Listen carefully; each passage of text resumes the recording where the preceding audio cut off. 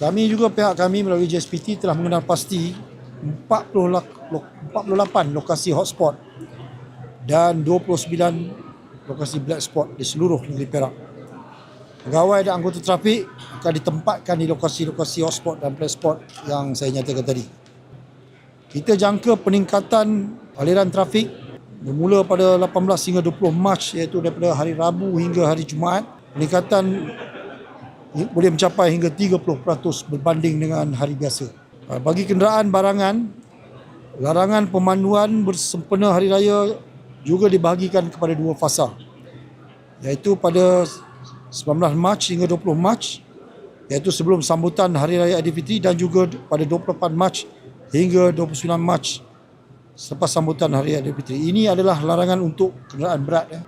Mengikut rekod Op Selamat yang lepas, iaitu Op Selamat 24, jumlah kemalangan yang direkodkan adalah sebanyak 960 kemalangan dengan 10 kes kemalangan maut.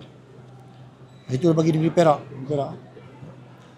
Jadi bagi Op Selamat ke-26 ini, fokus utama kita adalah untuk mengurangkan kemalangan jalan raya sebanyak 5% dan memberi penekanan kepada keselamatan pengguna jalan raya dengan penguatkuasaan saman terhadap 6 kesalahan utama, iaitu yang pertamanya memandu melebihi had laju, kedua memandu di lorong kecemasan, ketiga memotong di garisan berkembar, keempat memotong barisan, kelima tidak mematuhi lampu isyarat, dan yang akhir sekali menggunakan alat komunikasi semasa memandu.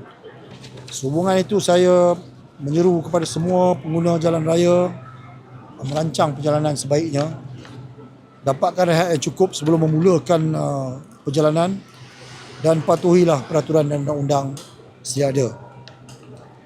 Mustahaknya pandulah dengan berhemah, timah rasa dan penuh kesabaran.